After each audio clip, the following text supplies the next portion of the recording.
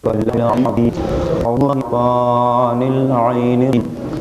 الرحمن الرحيم الحمد لله رب العالمين اللهم إنا نشكو إليك فقد نبينا وغيبة ولينا وكثرة عدونا وقلة عددنا وشدة الفتن بنا وتداهر الزمان علينا وصل وسلم وبارك على عبدك وحبيبك ونبيك وصفيك نبي الرحمة وقائد الأمة صاحب الوقار والسكينة المدفون بأرض المدينة سيدنا ومولانا بالقاسم محمد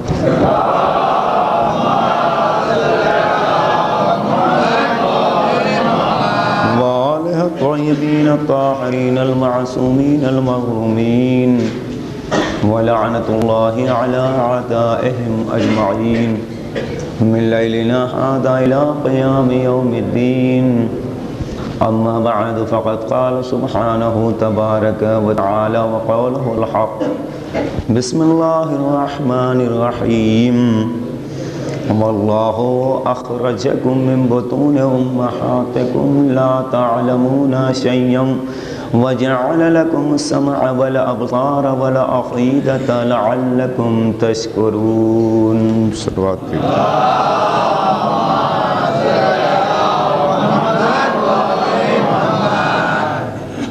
خالق کائنات جو علیم و خبیر ہے اس کا یہ اعلان ہے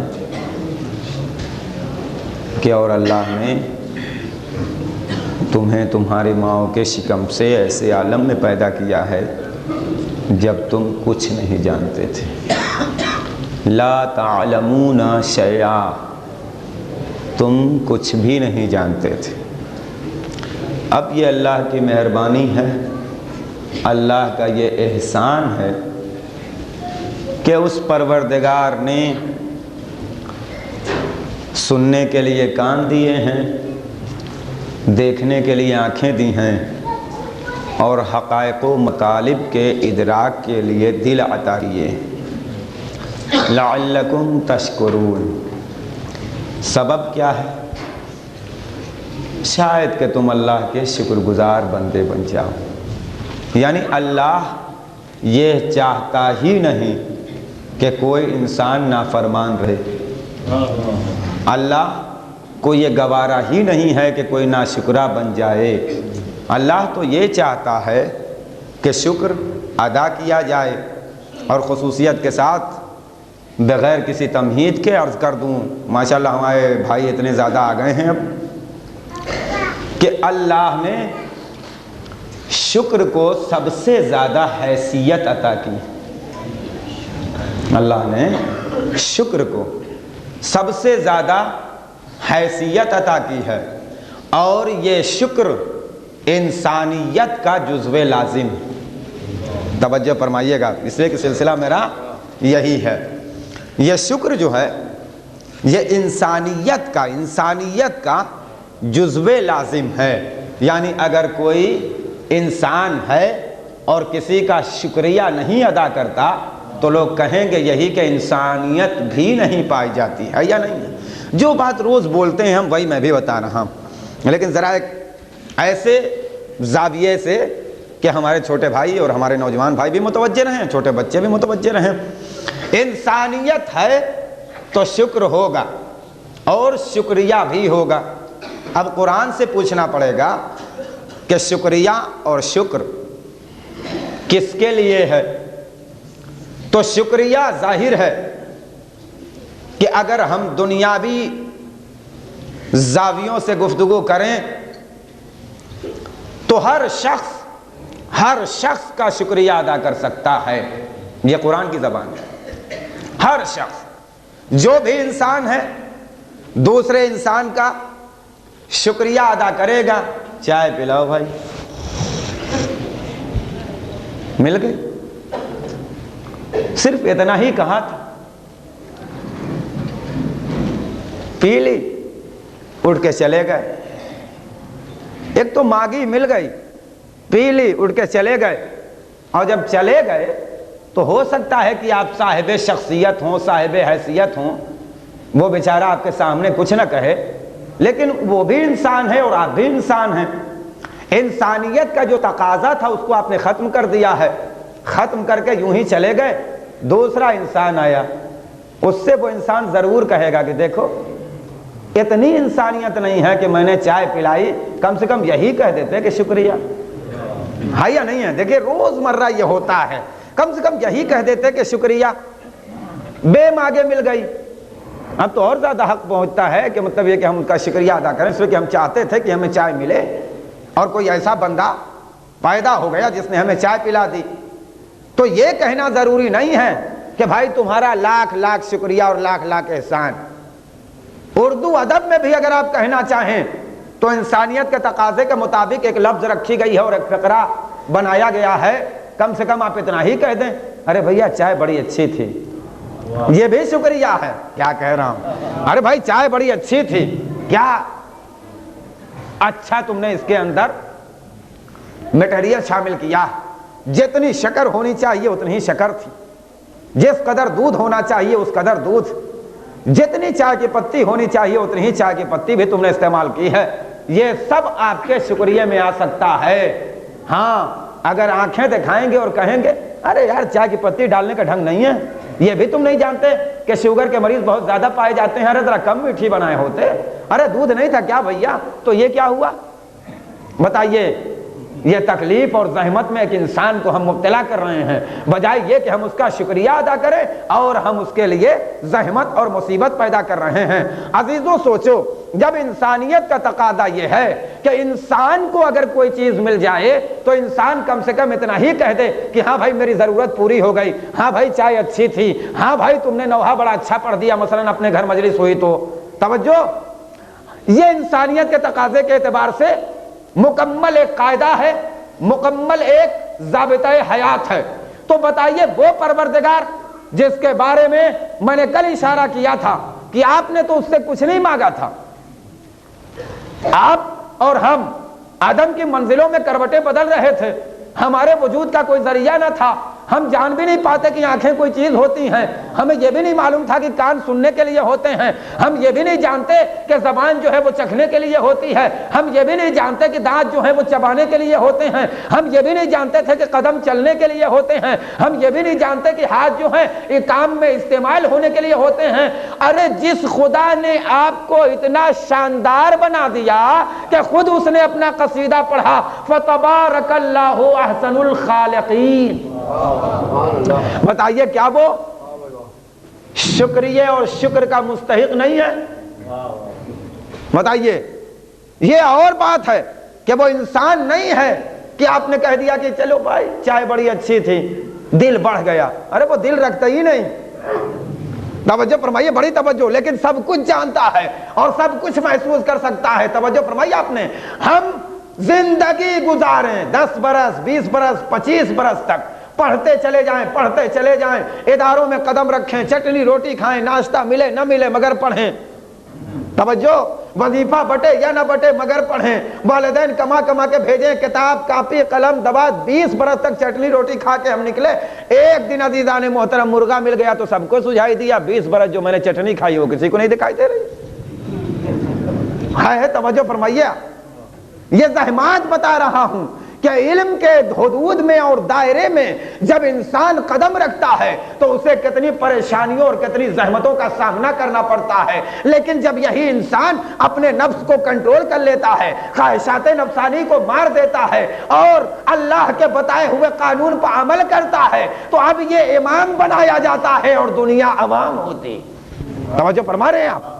یہ انسان جس کی ابھی کوئی حیثیت نہیں تھی, جس کی ابھی کوئی اوقات نہیں تھی, صرف ایک انسان کی حیثیت سے وہ معتبر تھا, لیکن جب عالم بن گیا, علم اس نے حاصل کر لیا, تو اب ساری کائنات اس کے سامنے چلی آ رہی ہے. اب مسئلے بتانے ہوں تو وہ بتائے گا, قرآن کیسے پڑھا جاتا ہے وہ بتائے گا, مومنین میں تبلیغ کیسے کی جاتی ہے وہ بتائے گا, نکاح کیسے پڑھا جاتا ہے وہ بتائے گا, نماز میت کیسے انجام دی جاتی ہے وہ بتائے گا, جماعت کا کیا فائدہ ہے وہ بتائے گا, قیام و قعود کیسے کیے جاتے ہیں وہ بتائے گا, آپسی رہن سہن کون سا ہے وہ بتائے گا, اسلامی تہذیب کیا ہے وہ بتائے گا, اسلامی اصول و آداب کیا ہے وہ بتائے گا, توجہ شکریہ کیسے ادا کیا جاتا ہے وہ بتائے گا, شکر کیسے انجام دیا جاتا ہے وہ بتائے گا, صبر کیسے کرتے ہیں وہ بتائے گا, ایمان پختہ کیسے ہوتا ہے وہ بتائے گا, آداب کیا چیز ہے وہ بتائے گا, کھانا پینا اس کا سلیقہ کیا ہے وہ بتائے گا, بزرگوں سے کیسے ملا جاتا ہے وہ بتائے گا, بچوں کے ساتھ شفقت کیسے کی جاتی ہے وہ بتائے گا, دوستوں سے محبت کیسے کی جاتی ہے وہ بتائے گا. اب یہ ساری چیزیں جو دنیا میں ہونے والی ہیں وہ بھی وہی بتائے گا, آخرت میں جو ہونے والی ہے وہی وہ بتائے گا, قبر میں کیا ہوگا وہی بتائے گا, قبر میں کیا ہوگا وہی بتائے گا, حشر میں کیا ہوگا وہی بتائے گا, نشر میں کیا ہوگا وہی بتائے گا, میزان پر کیا ہوگا وہی بتائے گا, صراط پر کیا ہوگا وہی بتائے گا. اب آپ کا فرض یہ بنتا ہے کہ اس کی جانب رجوع کریں, اپنی طرف سے نہیں کہہ رہا ہوں, آپ کا فرض بنتا ہے کہ اس کی جانب رجوع کریں جو آپ کے قوم و ملت اور مذہب میں عالم ہے. ہاں یہ یاد رکھیے گا, کہیں ذرا سا یہ مت سوچئے گا کہ مطلب یہ کہ قوم و ملت, جی قوم و ملت کے لیے قرآن حکایت کرتا ہے, سورہ توبہ میں پڑھیے کہ تم میں سے ہر فرقہ کیوں نہیں نکلتا, اور نکلنے کے بعد دین میں تفقہ کیوں نہیں حاصل کرتا, اور پھر اس کے بعد وہاں سے پلٹ کے آ کے اپنے قوم اور قبیلے کی ہدایت کیوں نہیں کرتا. توجہ فرمائیے, تو رجوع کرنا پڑے گا, اور جب رجوع کرنا پڑے گا اس کی طرف تو اب وہ آپ کو سارے احکام بتائے گا, سارے مسائل بتائے گا, ساری باتیں جو دین کی ہوتی ہیں وہ بتائے گا, اصول دین سے آگاہ وہ کرے گا, فروع دین سے واقفیت وہ کرائے گا, نماز اور ساری چیزیں جتنی بھی ہو سکتی ہیں سب وہ بتائے گا. کیا کیا ہے اس نے, آپ بھی تو عالم ہیں, وہ انکار کرے کہ عالم نہیں. ہمارا اگر کوئی بھائی پڑھ رہا ہے اور BA اس نے پاس کیا تو وہ عالم نہیں ہے. توجہ فرمائیے, وہ بھی عالم ہے بھائی, اور آج تو ضرورت ہے انگلش, دنیاوی تعلیم بھی پوری دنیا میں, توجہ فرمائیے, پوری دنیا میں ضرورت بن گئی ہے, لیکن عزیزان محترم راستہ غلط نہ اختیار کیا جائے. آج ہم نے کئی جگہ میں نے تقریر سنی اور کئی جگہ میں نے کیسٹ دیکھا, ایسا ہے کہ عربی اداروں میں انگلش داخل کر دو. کیوں؟ جو 2 گھنٹے مل رہے ہیں ہم کو قرآن پڑھنے کے لیے وہ 1 ہی گھنٹہ کر دو. یہ غلط ہے, میں کیا کہہ رہا ہوں, جو 2 گھنٹے ہم کو قرآن مجید پڑھنے کے لیے مل رہے ہیں وہ 1 ہی گھنٹہ خرچ کر دو, اور باقی 1 گھنٹے ادھر مائل کر دو. جو عربی سیکھنے میں آپ کا 5 گھنٹہ خرچ ہو رہا ہے اس کو 2.5 گھنٹہ کر دو, 2.5 گھنٹہ ادھر لگا دو. عزیزان محترم, اللہ نے عمر عطا کی ہے, میرے مولا نے فرمایا ہے اطلب العلم من المہد الی اللحد, گہوارے سے لے کے قبر تک علم حاصل کرو. یعنی اس کی کوئی حد معین ہی نہیں کی گئی ہے, گہوارے تک سلسلہ شروع, قبر تک سلسلہ ختم. اب بتائیے کہ انسان جو علم دین حاصل کرنا چاہتا ہے سب سے زیادہ ضرورت آخرت میں کس چیز کی پڑے گی بتائیے. ہمارے کتنے ایسے والدین ہیں خدا کی قسم جو آج پچھتا رہے ہیں کہ ہم نے قرآن نہیں پڑھا ہے یا نہیں ہے. وہ چاہتے ہیں کہ ہماری اولادیں صحیح طریقے سے قرآن مجید پڑھ لیں, اور جب یہ ہماری اولادیں صحیح طریقے سے قرآن مجید پڑھ لیں گی تو پھر ان کے بھی کام آئے گا, ہمارے بھی کام آئے گا. روزانہ نہیں اعلان ہوتا, سنتے نہیں کہ ایک سورہ فاتحہ فلاں کے لیے پڑھتی ہے. ایک آیت اگر کوئی مومن کسی مومن کے لیے پڑھے تو بتائیے اتنا بڑا مجمع ہے, کوئی اس ایک آیت کے پڑھنے کا اور اس کی قرات کا حساب اور اجر اور مزدوری دے سکتا ہے؟ کوئی نہیں دے سکتا. کتنا ثواب ہے.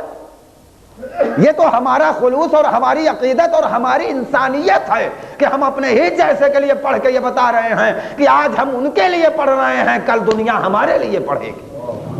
مگر عزیزان محترم, انسان صحیح تو پڑھے. اتنے علوم کا جاننا بہرحال واجب ہے جتنے میں ہمارا دین حاصل ہو جائے, ہمارا مذہب حاصل ہو جائے. اور خاص طور سے ان افراد کے لیے گزارش کر رہا ہوں جن کے پاس وقت نہیں مل پاتا جماعت سے نماز پڑھنے کا. جن کے پاس جماعت سے نماز پڑھنے کا وقت نہیں مل پاتا ان کے لیے گزارش کر رہا ہوں کہ وہ اپنی ہر طرح سے قرات درست کر لیں. ہاں، اور 28-29 حروف میں کم سے کم 14 حروف نکالنے کا سلیقہ سیکھ لیں. اگر یہ نہیں نکال پائیں گے تو فرادہ پڑھیں گے تو نہیں صحیح ہوگی. امام کا اب مرتبہ پہچانیے کہ امام آپ کو الحمد کے سورہ سے اور دوسرے سورہ سے بچا لیتا ہے. صلوات پڑھ دے بر محمد اور آل محمد پر. توجہ فرمائیے، اب یہاں تک ذہن میں رکھے رہیے گا. گہوارے سے قبر تک اب اتنی وضاحت کے بعد بغیر کسی انتظار کے عزیزان محترم پھر آیت کا ترجمہ کر رہا ہوں. انسان اپنی اوقات پہچان. ہم نے تجھے پیدا کیا تو کچھ نہیں جانتا تھا، لیکن ابھی تو اپنی ماں کے شکم میں نہیں آیا تھا. اس کے پہلے سے میں نے اہتمام کر رکھا تھا کہ باپ بھی علم دیتا رہے اور ماں بھی علم دیتی رہے. معمولی منزل اندازہ فرمائیے، باپ نے اگر کوئی غلطی کی اللہ کے بارگاہ میں سچے دل سے توبہ کرے کہ پروردگار اب ایسا نہیں کروں گا. کیوں؟ اس لیے کہ اگر ایسا کیا ہے تو واقعہ پیچھے گزر چکا، نسل کے اندر وہ خرابی ضرور پیدا ہوگی. ماں سے اگر کوئی گناہ ہو گیا تو ماں ایسے عالم میں رو رو کے اللہ کی بارگاہ میں استغفار کرے کہ پروردگار ایسا ہو گیا ہماری نسل پر اس کا اثر مرتب نہ ہو، اے معبود ہماری نسل کو اس سے بچانا. اب اس کے بعد کیا ہوا؟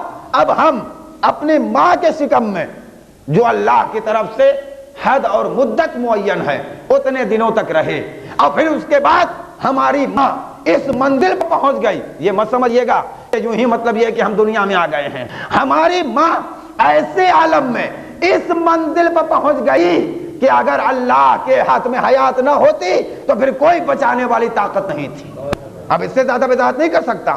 کوئی طاقت نہیں تھی بچانے والی، یہاں تک کہ معصوم نے سہارا دیا کہ ایسے عالم میں اگر کوئی عورت مر گئی تو وہ مری نہیں ہے بلکہ وہ درجہ شہادت پر فائز ہوئی. توجہ فرمائیے، اتنی محنت ہے اور اتنی زحمت ہے. اب اس کے بعد ہم نے پیدا کیا انسان تجھے جاہل محض. اے پروردگار جاہل بنایا، لیکن جو ہی یہ آیا اب انسان سے ایک سطح اور آگے بڑھ رہا ہوں جسے اسلام کی سطح کہتے ہیں. توجہ فرمائیے، اپنے یہ انسانیت تھی، اب ہے اسلام. ادھر پیدا ہونے والا پیدا ہوا، ادھر استحبابی حکم یہ ہے کہ ایک کان میں اذان کہو اور دوسرے کان میں اقامت کہو، ہے نا منزل، اور ایک بلند آواز سے اذان کہو. پروردگار بلند آواز سے اذان دینا تو سمجھ میں آتا ہے کہ لوگ سنیں گے، تو چونکہ استحبابی قانون سامنے آیا ہے لوگ جان جائیں گے. اب یہ نہیں جانے گا کوئی کہ انسان پیدا ہوا. اب یہ سمجھیے گا، اگر اذان ہو گئی، ظہر کی اذان ہو رہی ہے، عصر کی اذان ہو رہی ہے، صبح کی اذان ہو رہی ہے، مغرب کی ہو رہی ہے، عشاء کی ہو رہی ہے، یہ پانچوں اذانیں ہو رہی ہیں ماشاءاللہ. ضروری نہیں ہے کہ پیدا ہونے والا صبح کی اذان کے وقت پیدا ہو. یہ بھی ہو سکتا ہے کہ صبح کی اذان کے بعد اور پھر اس کے بعد ظہر کی اذان کے پہلے پیدا ہو. تو دنیا سوچے گی نا کہ یہ بیچ میں کون سی اذان؟ ابھی تک تو یہ اذان ہوتی تھی ٹائم پر، یہ نا وقت کون سی اذان ہے؟ تو ہر انسان یہ اندازہ لگا لے گا کہ یہ اذان اس بات کی علامت ہے کہ پیدا ہونے والا کسی مسلمان کے گھر میں کوئی مسلمان پیدا ہوا ہے. ایک بات ہوئی، کوئی مسلمان پیدا ہوا. ہمارے دین اور ہمارے اسلام کا دائرہ دیکھیے، کسی مسلمان کے ہاں کوئی مسلمان پیدا ہوا ہے. دوسرا، یہ بلند آواز سے اذان دینے کا فائدہ کیا ہے؟ دوسرا فائدہ یہ ہے کہ جو پیدا ہوا ہے صحیح پیدا ہوا. اگر ذرا بھی غلطی ہوتی تو پھر اذان نہیں دی جاتی، اذان نہیں دی جاتی. تو یہ اذان اس بات کی علامت ہے کہ مسلمان کے گھر میں مسلمان پیدا ہوا ہے اور طیب الولادت ہے، اچھی ولادت والا ہے. اس لیے اذان دے کے بتا رہے ہیں کہ ہمارے ہاں اولاد ہوئی ہے اور اچھی اولاد ہے. توجہ ہے، اچھی اولاد ہے. یہ دوسرا پیدا ہو گیا. اور اگر مان لیجئے صحیح اولاد نہ ہوتی، طیب الولادت نہ ہوتا پیدا ہونے والا، تو ظاہر ہے کہ یہ اذان نہیں دی جاتی بلکہ خود چھپایا جاتا. توجہ فرمائیے آپ. اب اس کے بعد پروردگار یہ بتا دے کان میں اذان بھی کہہ دو, کان میں اقامت بھی کہہ دو. یہ بیچارہ تو ابھی دنیا میں آ کے اپنے باپ کو بھی نہیں پہچانتا. بتائیے جو آیا ہے پہچان رہے اپنے باپ کو؟ ماں نے اپنے شکم میں رکھ کے اسے زحمتیں اٹھائی ہیں, بتائیے کہ وہ ماں کو پہچانتا ہے اپنی؟ جب ماں ہی باپ کو بھی نہیں پہچانتا تو دوسرے رشتہ داروں کو کیا پہچانے گا؟ تو اے پروردگار اذان کہنا اور اقامت کہنا, کہا وہی تو بتانا چاہتے ہیں ہم کہ اذان اور اقامت اس لیے کہو کہ ابھی یہ شعور نہیں رکھتا, لیکن اذان اور اقامت کہنے کے بعد اس کے لاشعور کے اندر یہ بات پیدا کر دو کہ ہم مسلمان پیدا ہوئے ہیں, ہمیں مسلمان رہنا ہے. تمام مسلمانوں سے میرا خطاب ہے, توجہ فرمائیے. ہم مسلمان پیدا ہوئے ہیں اور ہمیں مسلمان رہنا ہے. کتنی بلندی آپ کو حاصل ہو گئی. ابھی تک تو آپ انسان تھے تو اتنی ذمہ داری تھی, اتنی ذمہ داری تھی کہ انسان اگر ہے تو کوئی جانور پیاسا مر رہا ہو اس کو پانی پلاؤ, یہ انسانیت ہے. اب ہو گئے ہم ماشاءاللہ مسلمان, تو یوں سمجھے کہ مسلمان کے ہاں پیدا ہوئے تو مسلمان ہو گئے. توجہ, مسلمان کے ہاں پیدا ہوئے تو مسلمان ہو گئے. صحیح ہے, مسلمان کے ہاں پیدا ہوئے تو مسلمان ہو گئے. مسلمان نے پالا پوسا اپنے جیسا بنایا تو مسلمان ہو گئے. ارے کیا کہہ رہا ہوں, مسلمان کے ہاں پیدا ہوئے تو مسلمان ہیں آپ. مسلمان نے پالا پوسا اور اپنے جیسا بنایا تو مسلمان ہیں آپ. اب ادھر آپ ہوئے تو 7 برس تک شریعت کا حکم یہ ہے کہ اس کو سب کچھ سکھاؤ اور یہ جو کچھ بھی کہے وہ مانو. توجہ فرمائیے, بڑی توجہ. یہ جو کچھ بھی کہے وہ مانو. کتنے دن تک؟ 7 برس تک سکھاتے بھی رہو, بتاتے بھی رہو کہ تم مسلمان پیدا ہوئے ہو, مسلمان رہنا ہے. اب اس کے بعد جب یہ 8ویں برس میں قدم رکھتا ہے تو اس وقت سے لے کے 14 برس تک مکمل طریقے سے اپنی اطاعت کراؤ. کیا شریعت نے احکام بیان کیے ہیں, ذرا متوجہ ہوں آپ. پھر اس کے بعد جہاں اس نے 14ویں برس کو پورا کیا, 15ویں برس میں قدم رکھا, تو اب اس وقت سے لے کے 21 برس تک اپنا اسے وزیر بنا لو, مشورہ کیا کرو اس کے ساتھ, تاکہ کسی بھی انسان کے بچے کی اور کسی مسلمان کے جوان کی دل شکنی نہ ہو.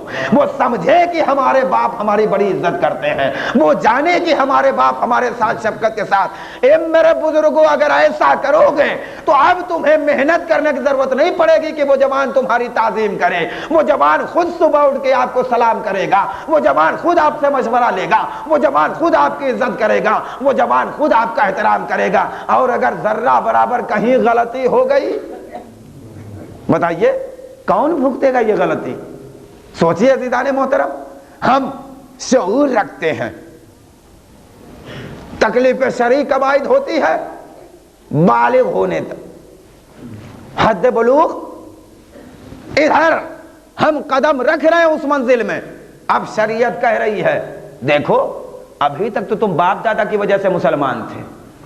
اب توجہ سے ہمارے نوجوان سنیں, ابھی تک تو تم اپنے باپ دادا کی وجہ سے مسلمان تھے.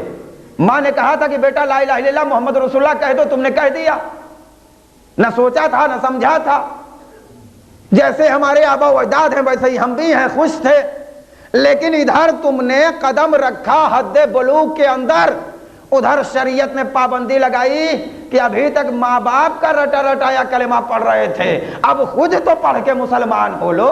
کیا کہہ رہا ہوں, اب خود تو پڑھ کے مسلمان ہو لو. اب پڑھنا ضروری ہوا, اسی لیے ہمارے یہاں رکھا گیا کہ ادھر اس نے کلمہ دہرایا, ادھر پہلا مسئلہ جو شریعت کا آیا وہ سامنے آیا, پابندی لگا دی کہ تقلید کرو. کیا کہہ رہا ہوں, پابندی لگا دی شریعت نے کہ اب تقلید کرو. اب جب تقلید کرو گے تو روزمرہ جتنے مسائل کی ضرورت پڑتی ہے اتنے مسائل کا جاننا واجب ہے. تمہیں پتہ چل جائے کہ ہمارے ساتھ یہ حادثہ ہو جائے تو کیا کریں گے, تمہیں پتہ چل جائے کہ ہم سفر میں ہیں تو کیا کریں گے, تمہیں پتہ چل جائے ہم حضر میں ہیں تو کیا کریں گے, تمہیں معلوم ہو کہ ہم اپنوں میں ہیں تو کیا کریں گے, تمہیں معلوم ہونا چاہیے کہ ہم دوسروں میں ہوں تو کیا کرنا چاہیے. تمہیں سارے مسائل جس کی ضرورت پڑ سکتی ہے زندگی بھر میں ان کا جاننا بہرحال ضروری ہے. اب تم سچے پکے مسلمان بن رہے ہو, ورنہ قرآن حکایت کر رہا ہے یہ لوگ وہ ہیں جو اپنے آبا و اجداد کے مذہب پر قائم ہیں. نبی اللہ آپ ان کی ہدایت کر رہے ہیں اور وہ کہتے ہیں کہ ہم کو وہی چھوڑ دیجئے جہاں ہمارے والدین نے، جہاں ہمارے بزرگوں نے لا کے کھڑا کر دیا ہے، یہ آپ کی طرف آنے والے نہیں ہیں۔ ارے اللہ جنہیں گمراہ کر دے ان کی کون ہدایت کرے گا؟ پھر یہ یاد رکھیے عزیزان محترم کہ اب ہم ہو گئے ماشاءاللہ مسلمان، اب ہمارے کانوں پر بھی پابندی لگے گی۔ کان ہم نے اس لیے دیے ہیں کہ وہ سنو جو ہم سنوانے کے لیے تیار ہیں، آنکھیں اس لیے ہم نے دی ہیں کہ ہم جو چاہتے ہیں وہ دیکھو، دل ہم نے اس لیے عطا کیا ہے کہ انہیں قبول کرو، ان کی محبت بساؤ جن کی محبت کے بارے میں ہم نے اعلان کیا ہے۔ ابتدائی مجلس میں میں نے کہا تھا کہ سب کو چھوڑنے کے بعد اگر انسان چاہے کہ ہم عالم بن جائیں تو اس کا فرض بنتا ہے کہ صرف مولائے کائنات کا دامن تھام لے۔ سنیے گا، مولائے کائنات کا دامن تھام لے۔ کیوں؟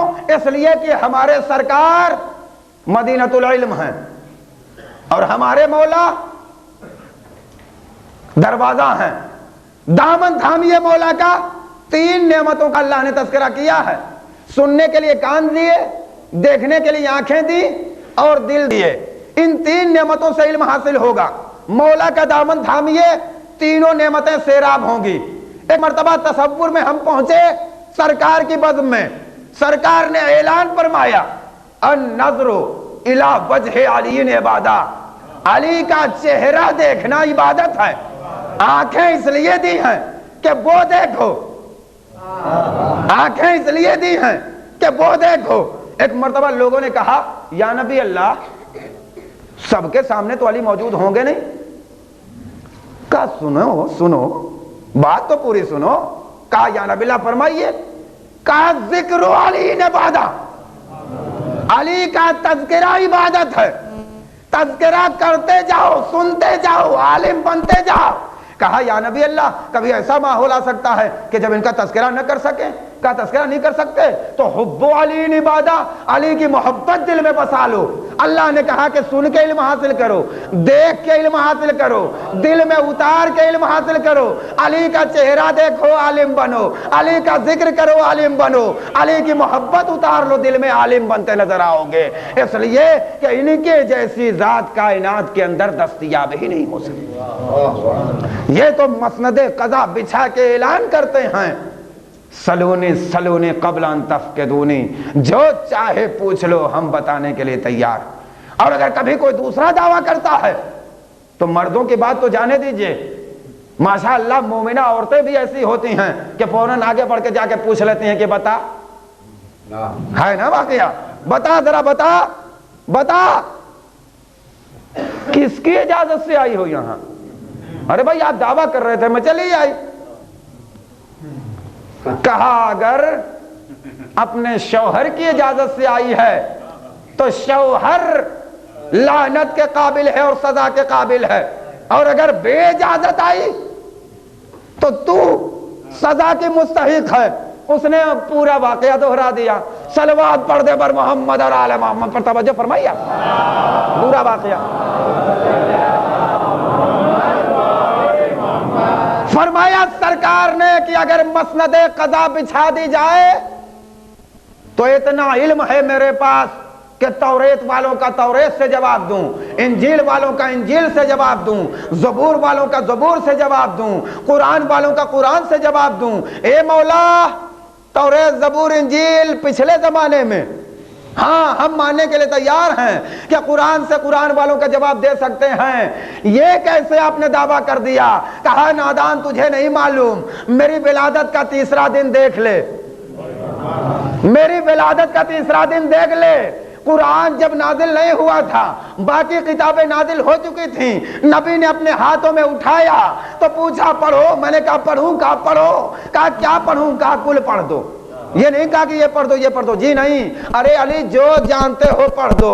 سنانے لگے توریت زبور انجیل قرآن سب۔ مولا نے مولا کی تائید کی کہ توریت صاحب توریت سے بہتر پڑھی، زبور صاحب زبور سے بہتر پڑھی، انجیل صاحب انجیل سے بہتر پڑھی، قرآن جیسے میں پڑھتا ہوں۔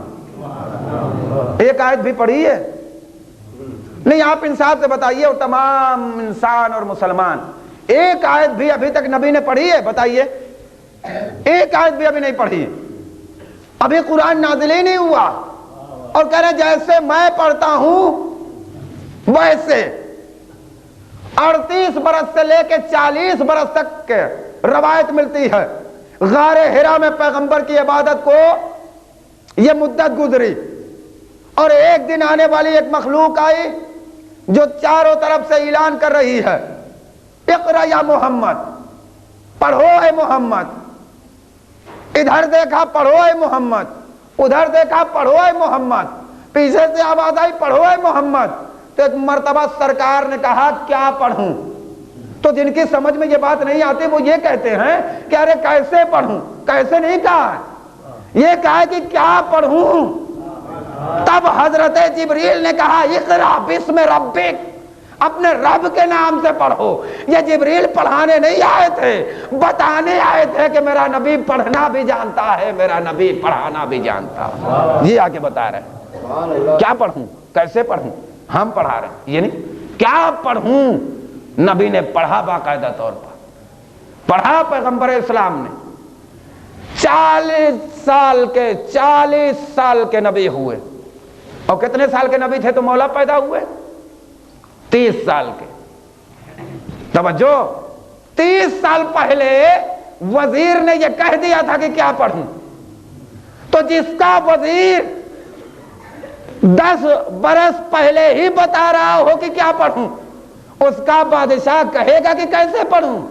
توجہ فرمائیے، سوچنے کی بات ہے یا نہیں سوچنے کی بات ہے؟ ارے بات یہ ہے کہ نبی نے پیدا ہوتے اس لیے تلاوت نہیں کی تھی کہ اس زمانے میں کوئی تصدیق کرنے والا نہیں تھا، اگر کوئی تصدیق کرنے والا ہوتا تو نبی پڑھ کے سناتے۔ اب علی نے کیوں پڑھا؟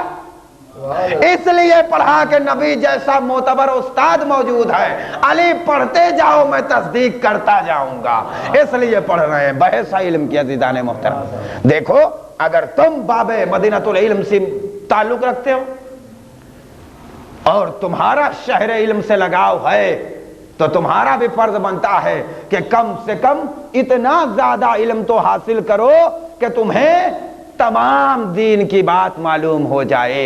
اور رجوع کس کی طرف کرو؟ معصومین کی احادیث کی مکمل صف ہے عزیزان محترم، یہاں تک کہ 11ویں امام سے لے کے 12ویں امام علیہ السلام تک کا پورا سلسلہ۔ کدھر جانا ہے تمہیں؟ کہاں پہنچنا ہے؟ ارشاد ہوا، 11ویں امام نے بھی فرمایا، 12ویں امام علیہ السلام نے بھی فرمایا، فرماتے ہیں وَأَمَّا مَنْ كَانَ مِنَ الْفُقَهَاءِ صَائِنًا لِنَفْسِهِ حَافِظًا لِدِينِهِ مُخَالِفًا لِهَوَىٰ مُطِيعًا لِأَمْرِ مَوْلَىٰ فَلِلْعَوَامِ أَن يُقَلِّدُوهُ۔ فقہاء میں، مجتہدین میں جو دین میں تفقہ حاصل کر چکے ہیں، ان میں سے تمہارا فرض یہ بنتا ہے کہ ایسے عالم اور ایسے فقیہ کی طرف رجوع کرو کہ جو اپنے مکمل طریقے سے خواہشات نفسانی سے دور رہتا ہو، اپنے دین کا محافظ ہو اور اپنے مولا کا مطیع ہو، فرما بردار ہو۔ یعنی یہ نہیں کہ جو مجتہد ہونے کا دعویٰ کر دے تم جا کے دامن تھام لو، جی نہیں، ایسا ہو کہ دین کا محافظ ہو، ایسا ہو کہ خواہشات نفسانی سے دور رہتا ہو، ایسا ہو کہ اپنے مولا کی مکمل اطاعت کرتا ہو۔ تو تم عوام میں ہو تو تم جا کے اس کی طرف رجوع کرو، اس کا دامن تھامو۔ اب وہ جو کچھ بتائے اس پر عمل کرو، ذرہ برابر سرتابی کرنے کی گنجائش نہیں رکھی گئی۔ مولا کیوں کہا؟ اس لیے کہ ہماری طرف سے وہ تم پر حجت ہے، اور ہم اللہ کی طرف سے ان علماء پر حجت ہیں۔ جس نے عالم کی بات ٹھکرائی اس نے اپنے امام کی بات ٹھکرائی، اور جس نے امام کی بات ٹھکرائی اس نے خدا کی بات ٹھکرائی، اور خدا کی بات ٹھکرانے والا کافر ہوتا ہے، کافر۔ اس لیے اس کو کافر کہتے ہیں کہ کافر کا مطلب ہوتا ہے انکار کرنے والا۔ ہاں، اسی لیے کہتے ہیں یہ کوئی صفت خریدی بھی نہیں ہے، انکار کر دیا تو اب انکار کر دیا تو کافر ہو گیا۔ تم سچے پکے ماشاءاللہ مسلمان ہو اور واقعاً اور حقیقتاً پہلی منزل میں انسان ہو تو تمہیں مکمل طریقے سے اگر صاحب ایمان بننا ہے تو ہماری غیبت میں فرض بنے گا کہ جو ہمارے نائبین، ہمارے علماء، ہمارے فقیہ تمہیں مسئلہ مسائل بیان کریں تمہارے سامنے، تم اس کے اوپر عمل کرو، اور اگر عمل نہیں کرو گے تو پھر یہ یاد رکھو مسلمان کے ہاں صرف پیدا ہونے والے کہلاؤ گے، سچے مسلمان نہیں کہے جا سکتے۔ اللہ کا لاکھ لاکھ شکر ہے کہ آج ہمارے نوجوان قرآن مجید کی اتنی تعلیم حاصل کر رہے ہیں اور کرتے جا رہے ہیں، خدا سلامت رکھے ان کو اور زیادہ سے زیادہ تعلیم حاصل کرنے کی توفیق عطا فرمائے۔ اب یہ ہمارے جو بزرگ حضرات بیٹھے ہوئے ہیں، دنیا سے گزر جانے کے بعد ان کو رونا نہیں پڑے گا کہ کوئی صحیح سورہ فاتحہ پڑھنے والا نہیں۔ ماشاءاللہ ہمارے نوجوان اچھا پڑھنا لکھنا جانتے ہیں اور قرآن کی مسلسل تلاوت کرتے ہیں، اور ان ایام میں تو سب سے زیادہ قرآن مجید کی تلاوت کا ثواب ہے، سب سے زیادہ۔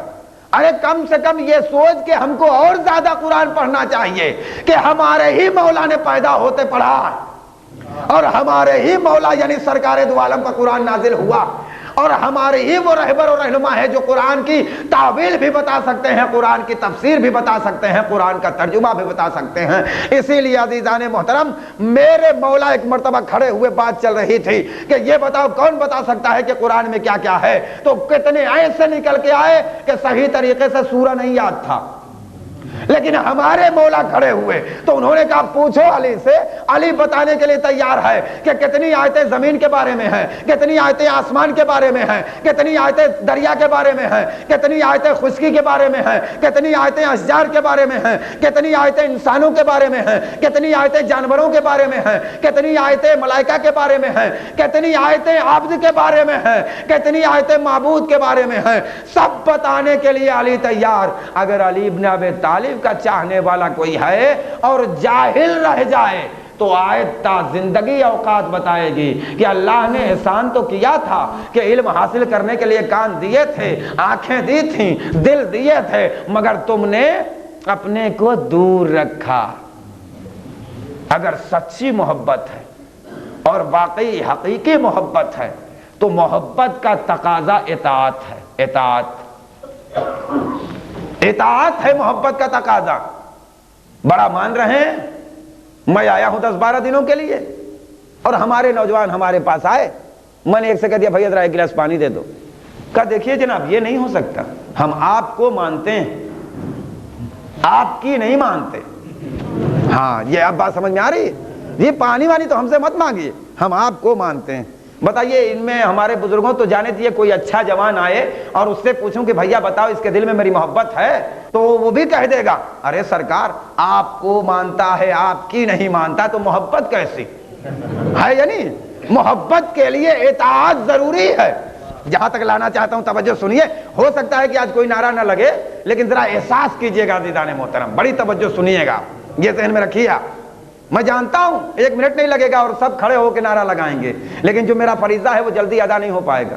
میں پھر کہہ رہا ہوں کہ ہمارے مولا کے جتنے بھی فضائل ہیں سب مسائل ہیں۔ کیا کہہ رہا ہوں؟ پھر کہہ رہا ہوں ہمارے مولا کے جتنے مسائل ہیں، فضائل ہیں، سب مسائل ہیں، اور ہمارے ہاں جتنے مسائل ہیں سب فضائل ہیں۔ سب سے پہلے اگر میں یہ پڑھوں کہ میرا مولا کعبے میں پیدا ہوا، آپ کے ہاں مسئلہ پیدا ہوگا یا نہیں کہ کعبہ ہمارا قبلہ ہے؟ اب مسئلہ یہ آئے گا کہ ہمارے مولا کی جنم بھومی کعبہ، خوش ہو گئے آپ، لیکن جنم بھومی کی طرف رخ ہی کرنے کا ڈھنگ نہیں ہے، تو خوش ہونے کا فائدہ کیا ہے؟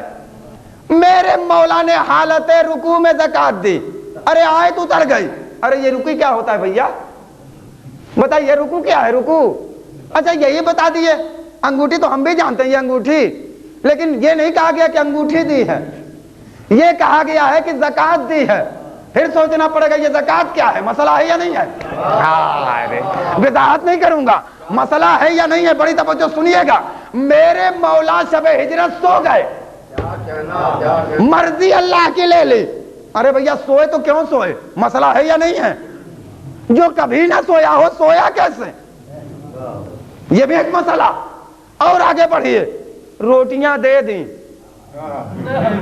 سورہ دہر اتر گیا، اب میں دی کس کو؟ مسئلہ ہے یا نہیں؟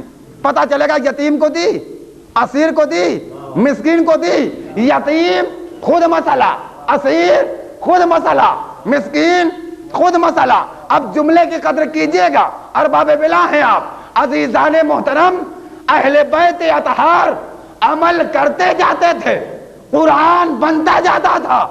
اب جملہ سنیے گا نہیں توجہ سے، عمل کرتے جاتے تھے، قرآن بنتا جاتا تھا۔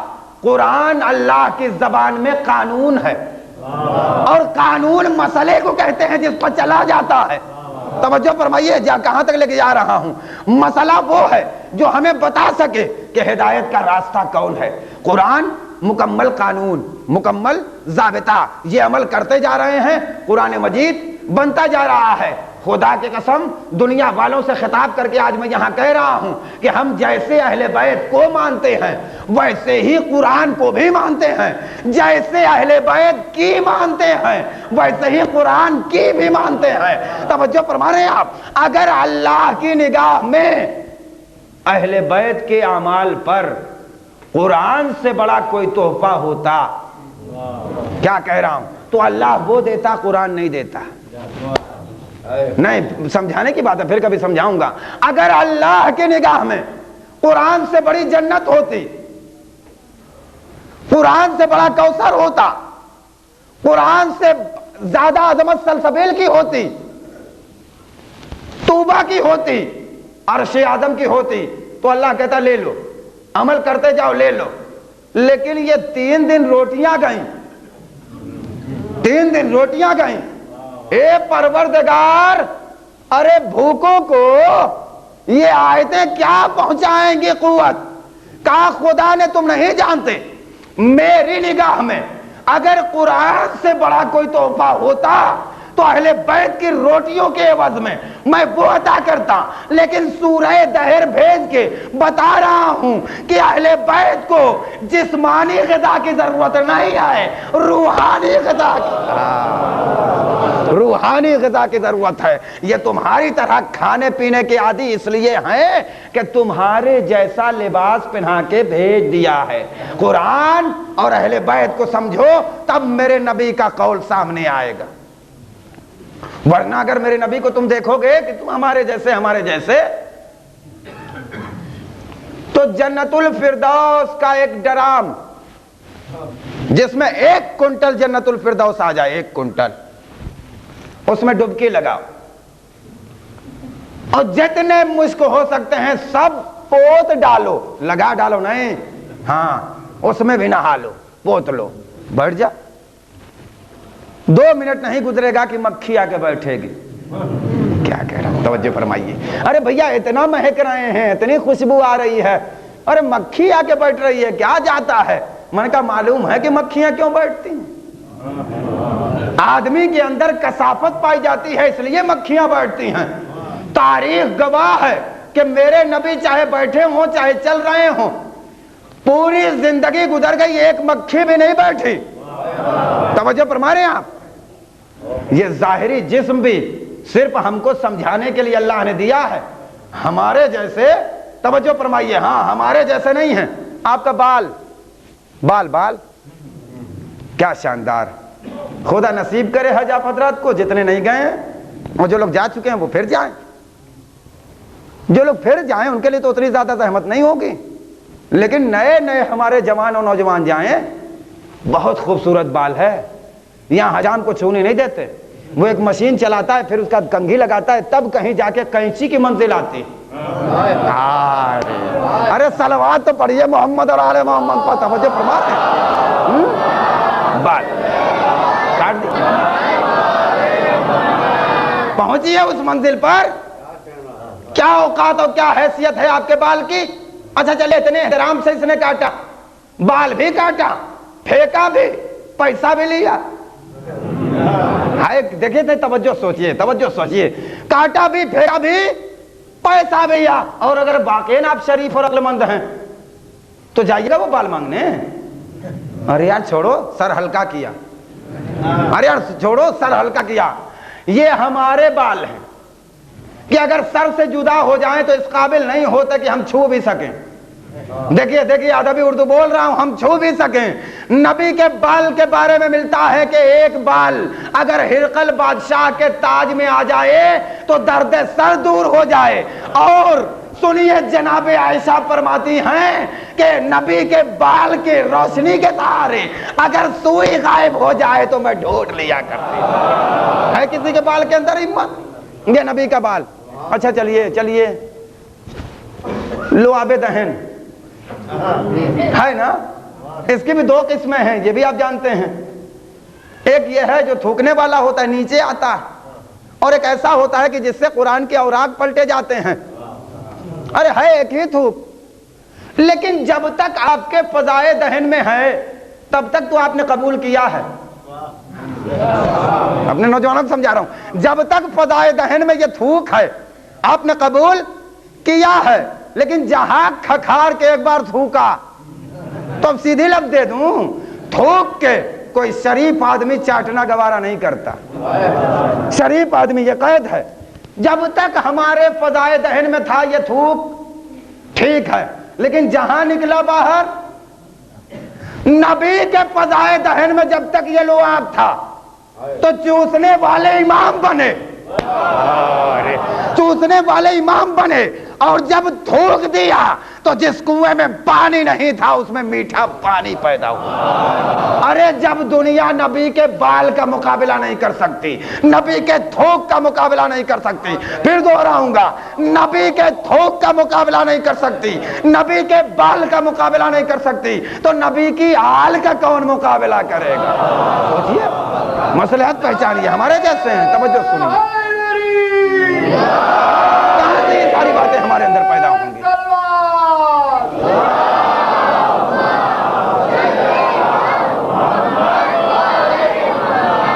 بھیا منزل بھی ایسی آگے کہ اتنی بزرگ شخصیت نے نعرہ لگا دیا, ہمارے نوجوانوں میں کوئی لگاتا تو میں پڑھتا, اور اگر ہمیں ماشاءاللہ خوش رہو ٹھیک ہے پڑھ دیتے ہیں اس میں. واہ, سننا چاہتے ہیں عشق حیدر کے فضیلت کا بیان ہم سے سنو, یہ فقیری میں بھی شاہی کا مزہ دیتا ہے, اور اس میرے حیدری نعرے میں بڑی حکمت ہے, یہ تو نسلوں کی طہارت کا پتہ دیتا جو ہے.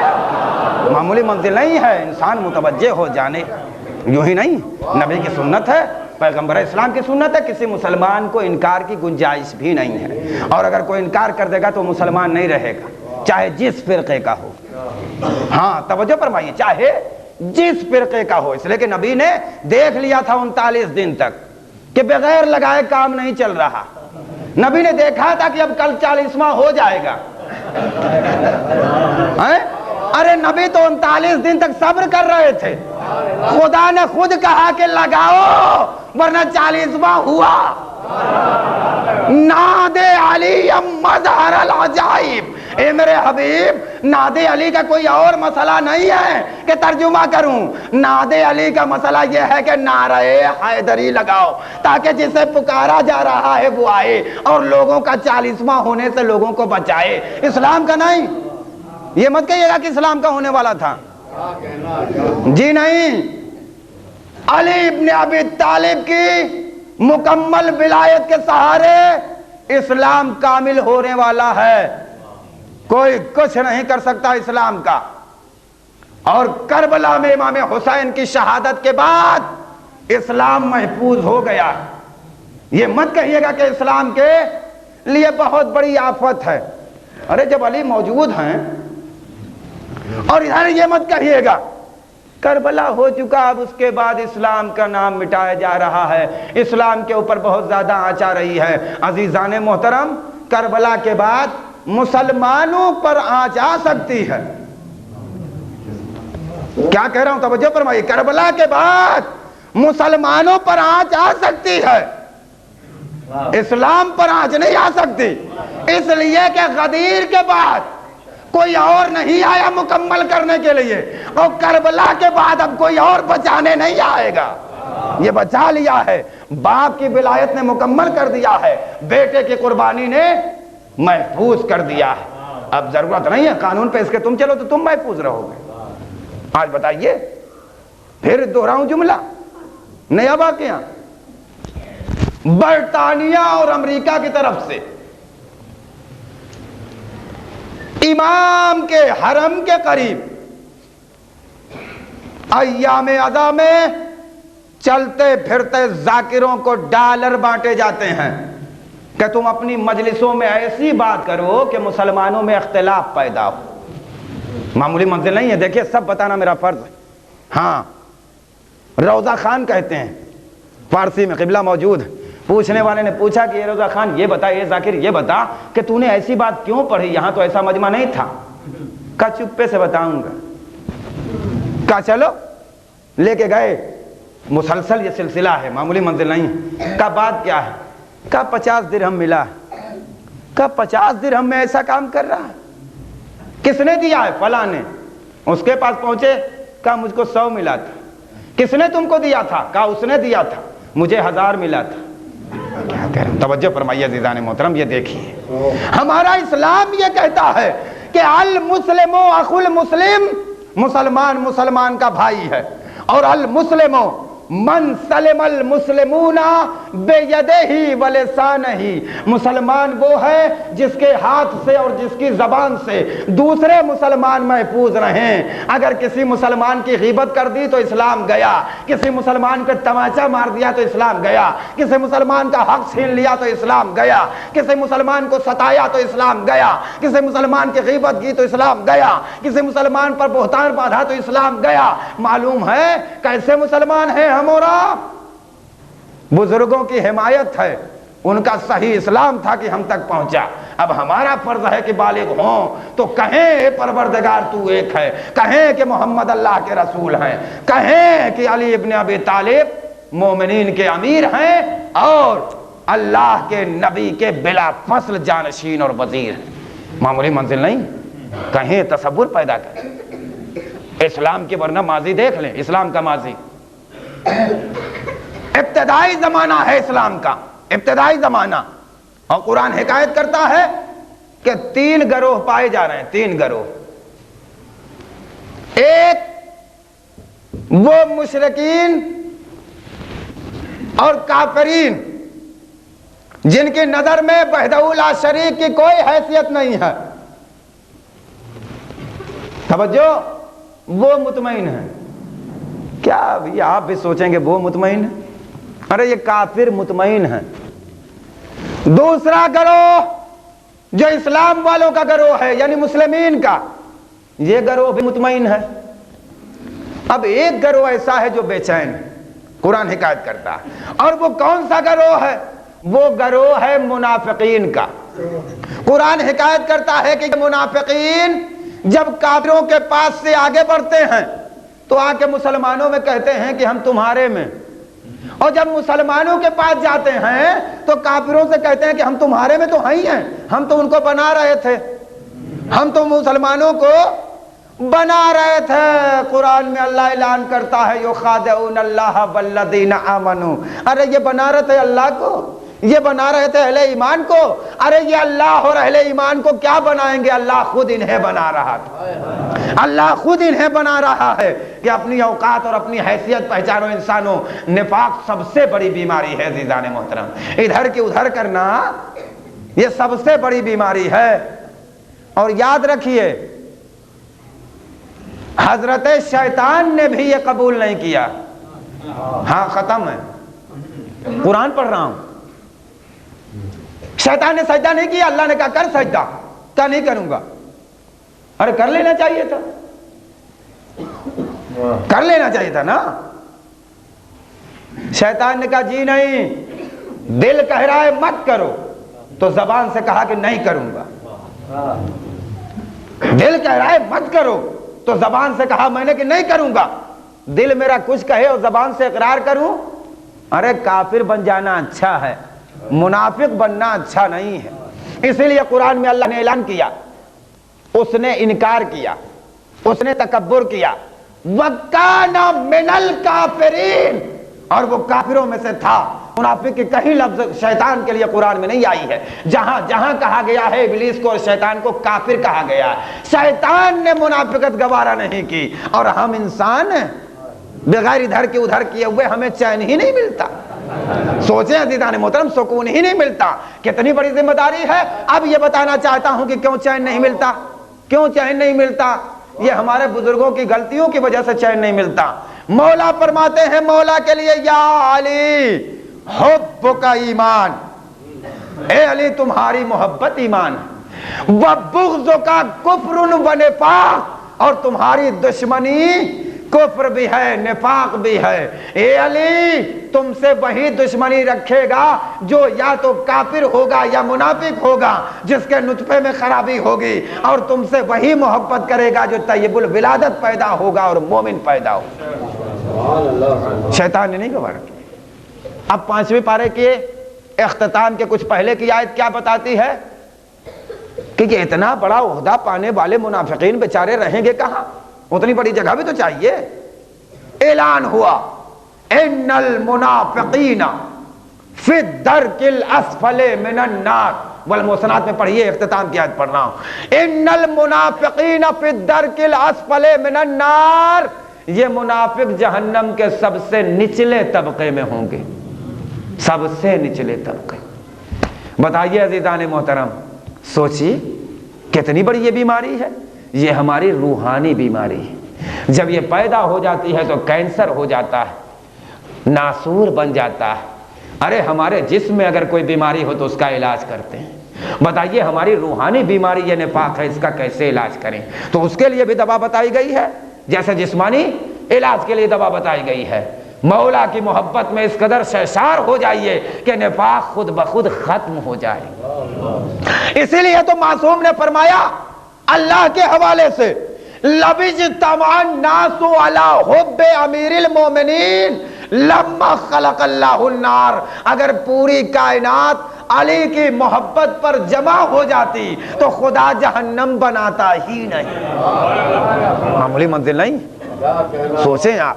اللہ کا لاکھ لاکھ شکر ہے یہ اتنا بڑا مولائی مجمع، ایک مومن دوسرے مومن کے لیے گواہی دے رہا ہے کہ یہ مومن ہے۔ جمعہ ہو، کھڑے ہو جاؤ میرے نوجوانوں، کھڑے ہو جاؤ، قبلہ پڑھائیں جمعہ، علماء پڑھائیں، امام راتب آئیں پڑھائیں، کھڑے ہو جاؤ، شہادت نامہ اپنا اپنے ہاتھ میں رکھو، مسجد سے جو نکلے گا مومن ہوگا۔ بھئی بڑی توجہ، مستحب ہے کہ تیار رکھو، مستحب ہے کہ تیار رکھو اپنا کفن اور اپنا شہادت نامہ، کب موت آ جائے شہادت نامہ لے کے کھڑے ہو جاؤ۔ ارے تم گھر بنوا رہے ہو، میں آؤں گا دیکھنے کے لیے، جب تک مجھ کو اجرت اور مزدوری نہیں دو گے میں نگرانی کرنے کے لیے آؤں گا کیسے؟ کیا ضرورت ہے مزدوری دے کے رضوان معروفی کو کھڑا کرنے کے لیے؟ دیکھ لیے بنا رہا مکان، لیجیے 100 روپیہ آپ بھی روز لے لیجیے گا، کام آپ کا ہے، گھر آپ بنوا رہے ہیں، رہیں گے آپ، میز کرسی آپ کے رہیں گے، فرنیچر آپ کے رہیں گے، ساری چیزیں تو آپ کی رہیں گی، کھڑا ہو کے میں نگرانی کروں؟ کام آپ کا ہے، آپ دیکھیے۔